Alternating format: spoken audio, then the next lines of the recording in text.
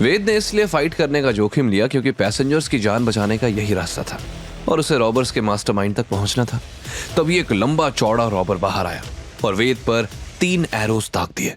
वेद ने तुरंत अपना शरीर पीछे झुकाया और एरोस पीछे के दरवाजे पर धंस गए। वेद ने झटके से एक तीर उस आदमी के हाथ पर फेंका और इससे पहले कि वो दोबारा क्रॉसबो उठाता, वेद तेजी से उसकी तरफ भागा और उसकी गर्दन पकड़कर धमकी भरे लहजे में बोला, तेरे साथ साथी यमराज को प्यारे हो गए हैं। अब तू बता और कितने बचे हैं और तुम लोगों का असली प्लान क्या है? देख, मैं तुझे चॉइस दे रहा हूं, बकना तो तुझे पड़ेगा इजी वे या हार्ड वे। वो रॉबर दर्द से कराहते हुए बोला, मुझे सांस लेने दो, तुम जो बोलोगे वो करूंगा। वेद ने उसकी गर्दन छोड़ दी। तब वो रॉबर लंबी सांस भरने लगा, फिर वेद की भेदने वाली नजरों से डरते हुए बड़बड़ाया, अंदर 2 लोग हैं, वही लीडर है, हमें उनका असली प्लान नहीं पता, उन्होंने बस हमें पैसेंजर्स को रॉबरी करके डिस्ट्रैक्ट करने को कहा था। यह सुनकर वेद की भौहें तन गई। उसे पहले से अंदाजा था कि रॉबर्स कुछ बड़ा प्लान करने आए थे। वेद ने उसे कॉलर से पकड़कर घसीटा और दरवाजे तक ले गया। ठीक है, यह तुम्हारी जान बचाने का आखिरी मौका है, इसे वेस्ट मत करना। रॉबर रोते हुए बोला, तुम सच में मुझे छोड़ दोगे?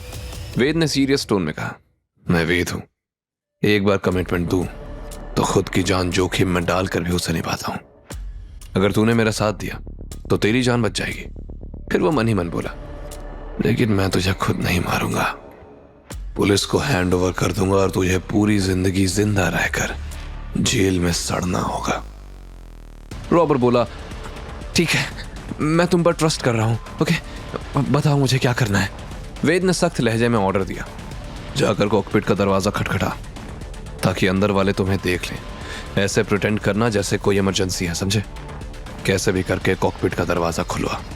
रॉबर दरवाजे तक पहुंचा और कॉल बटन दबाया। अंदर से कुछ क्वेश्चंस आए, उसने जवाब दिया और दरवाजा खुल गया। तब तक वेद ने झुककर फ्लोर से कुछ एरोज उठाकर अपनी स्लीव्स में छुपा लिए और जैसे ही दरवाजा खुला, वेद ने रॉबर को धक्का दिया और कॉकपिट के अंदर आ गया। अंदर खड़े दोनों रॉबर्स अलर्ट हो गए और चिल्लाए, चला जाए यहां से वरना जान से जाएगा। अब कॉकपिट में 9 लोग थे, 2 कैप्टन्स, 2 को pilot, 2 backup crew members, 2 robbers, एक घायल रॉबर और वेद। वेद ने देखा कि पायलट्स शांत रहकर प्लेन को कंट्रोल कर रहे थे, पर बैकअप क्रू के चेहरे पर डर साफ दिख रहा था। उनके चेहरे सूजे हुए थे और शरीर पर चोट के निशान थे।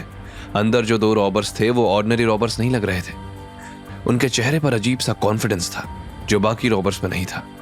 रॉबर्स का लीडर, उसने वेद को ध्यान से देखा और फिर घायल रॉबर को। वो समझ गया कि वेद कोई मामूली हस्ती नहीं है, वो अपने प्लान को किसी भी तरह से रिस्क में नहीं डाल सकता था। इसलिए वेद को मारने के बजाय उसने सस्पिशियस होकर घायल रॉबर से पूछा, अपने बाकी साथी कहाँ हैं? घायल रॉबर डर से कांप उठा। तब वेद ने कैजुअली कहा, मुझसे क्या पूछ रहे हो, मुझसे पूछो। दोनों जैकेट पहने हुए रॉबर्स ने एक दूसरे को देखा और रॉबर बोला, मुझे तो पता था वो बेवकूफ अपना काम ढंग से कर ही नहीं पाएंगे, लेकिन तूने उन्हें मारकर कोई बड़ा काम नहीं कर लिया। ये कहते हुए उसने कॉकपिट की सीलिंग पर इशारा किया। वेद की नजर कॉकपिट की सीलिंग पर गई। वहां एक ब्लैक कलर का प्लास्टिक बॉक्स छुपा था जिसमें रेड लाइट ब्लिंक कर रही थी। वेद की सांसें भारी हो गई। कॉकपिट में टेंस साइलेंस छा गया। रेड लाइट की ब्लिंकिंग वेद के दिल की धड़कन को बढ़ा रही थी। सही पकड़ा, बस एक बटन और धमाका। ये कहकर वो शैतानों की तरह जोर जोर से हंसने लगा। वेद हैरानी से बोला, ये बॉम्ब सिर्फ हमें ही नहीं, तुम सबको भी मार डालेगा।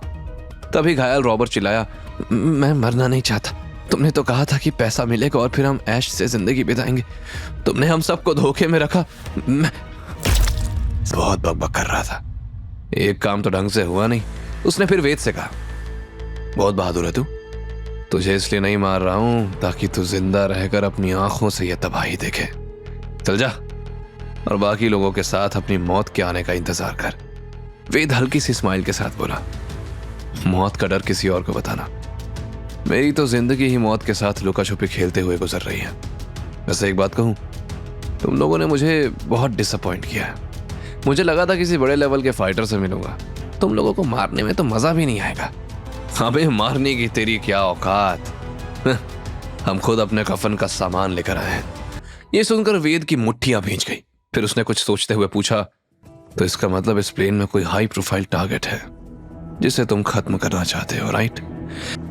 वेद जानता था कि अब जरा सी गलती पूरे प्लेन को डिजास्टर में कन्वर्ट कर सकती है। वेद के क्वेश्चन सुनकर बैकअप क्रू के पायलट्स कंफ्यूज्ड हो गए, लेकिन चेहरे पर टेंशन आ गई। वेद समझ गया कि उसका अंदाजा सही था। तुम काफी स्मार्ट हो, लेकिन कोई फर्क नहीं पड़ता।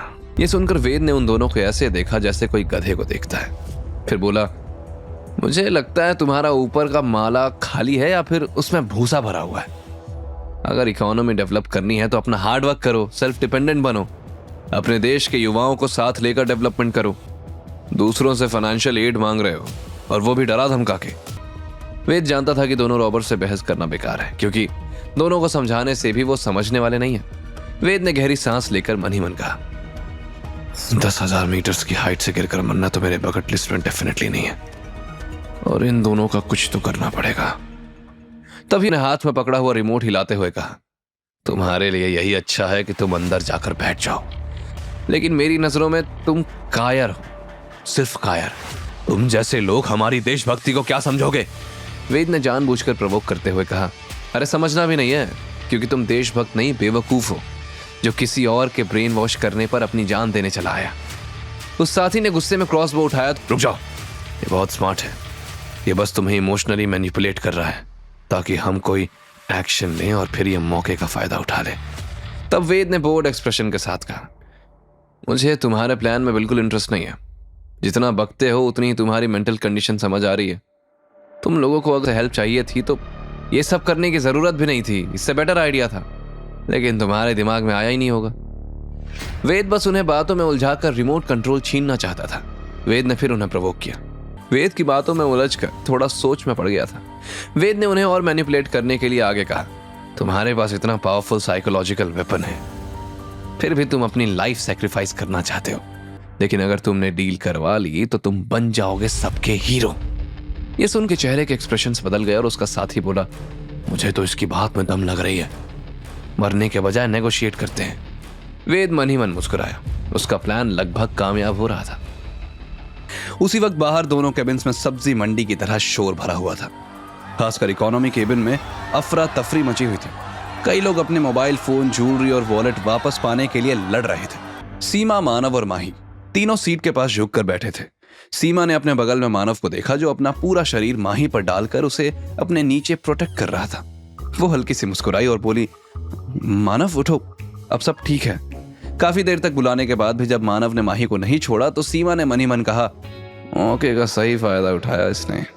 सीमा ने हाथ बढ़ाकर मानव को हटाने की कोशिश की तो उसे तुरंत महसूस हुआ कि कुछ गड़बड़ है। मानव का शरीर बिल्कुल ठंडा पड़ा था। सीमा के चेहरे का रंग ही उड़ गया। वो तुरंत मानव को उठाने लगी और माही ने भी घबराते हुए अपनी आंखें खोली। Manav, Manav, oh my god, Seema, Manav is injured. Seema उठ खड़ी हुई और माही के साथ मिलकर मानव को उठाया। तब उन्होंने देखा कि मानव के हाथ में तीर घुसा हुआ है। आगे की कहानी जानने के लिए देखें अगला एपिसोड सिर्फ पॉकेट एफएम के यूट्यूब चैनल पर, और के फॉर किंग के सारे एपिसोड्स को सुनने के लिए डिस्क्रिप्शन में दी लिंक से डाउनलोड करें पॉकेट एफएम ऐप।